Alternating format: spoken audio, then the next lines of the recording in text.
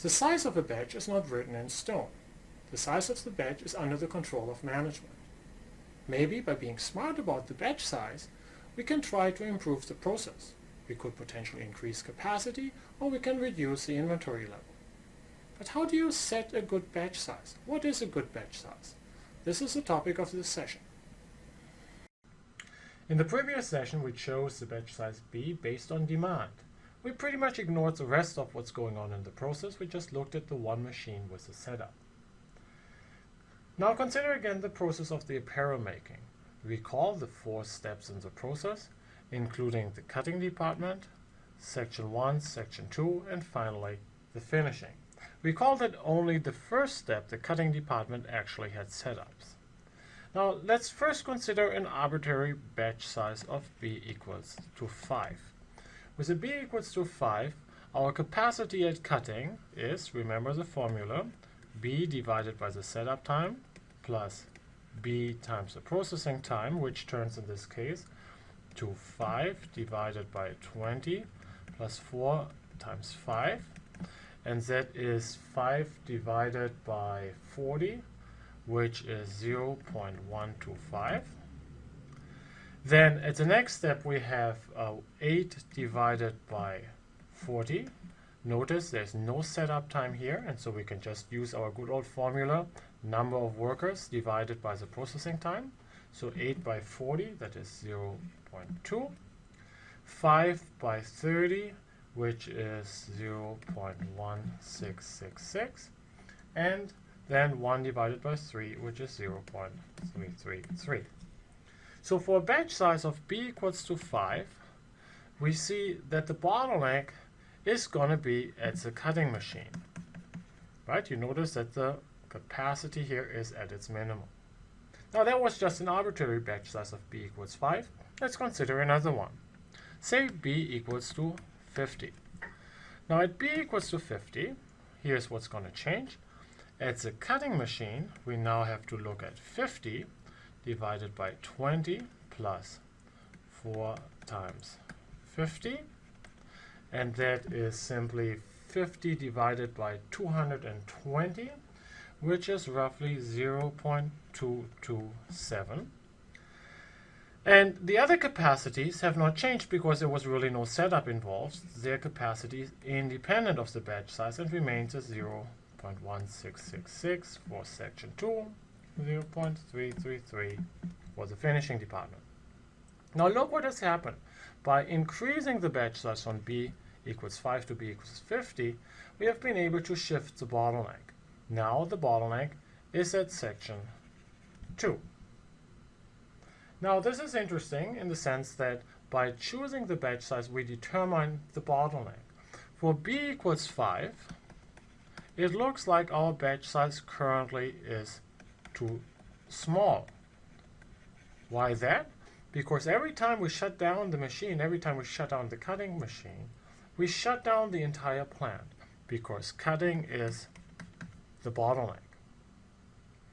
However, for B equals to 50, the batch size seems to be too big.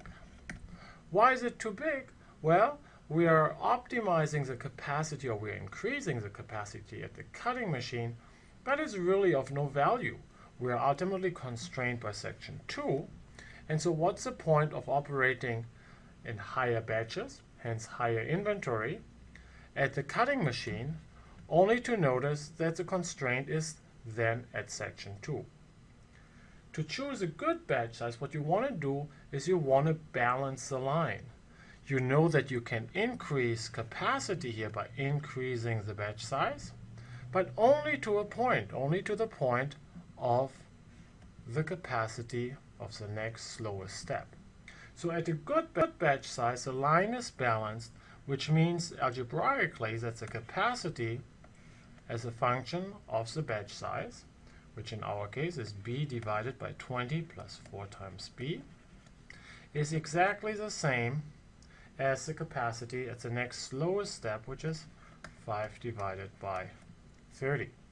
Solve this and you get 30b after you cross multiplied is equals to 100 plus 20b, and then you see that B has to be equals to 10. At B equals 10, we balance those forces of the one hand the desire to increase capacity at the cutting machine, but on the other hand not to waste capacity because there's a constraint downstream of the resource with the setup. So what is the bigger lesson here?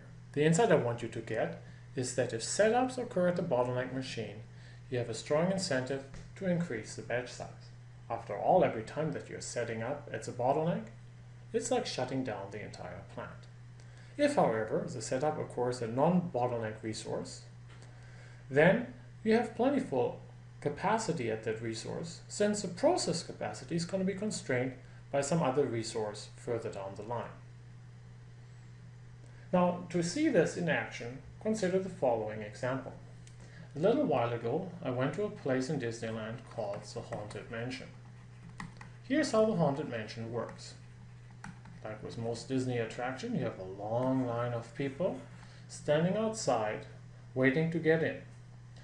Inside the Haunted Mansion, there is an elevator that takes people down into the basement. Here's how the elevator works. The elevator has a certain number of people that are allowed in, and then independent of whether there's 1 or 50 people in the elevator, it takes roughly 2 minutes to go down in the elevator. Once you're in the basement, there is like a long line of moving chairs that take you through the dungeons, through the basement of the Haunted Mansion. There is basically a never-ending line of moving chairs that make you see quite spooky stuff.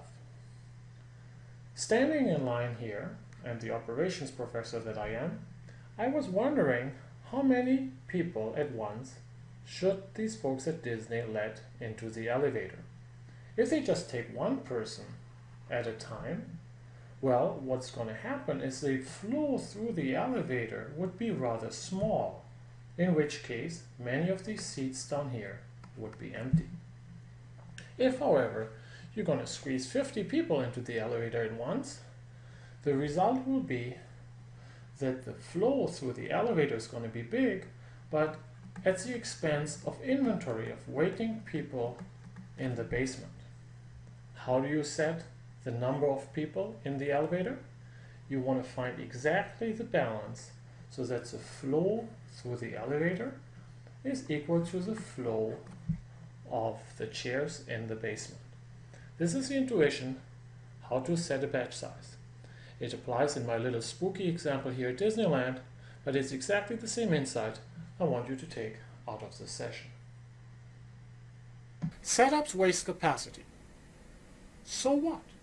If the resource, the machine we're setting up, is not the bottleneck, capacity at that step is plentiful.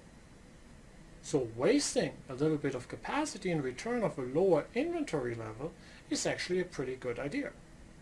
If, however, the setup occurs at the bottleneck machine, setting up the machine is like stopping the entire process. For this reason, when we choose a good batch size in the process, we're looking for the sweet spot at which the capacity of the resource with the setup is just at the point of the capacity of the slowest step in the rest of the process.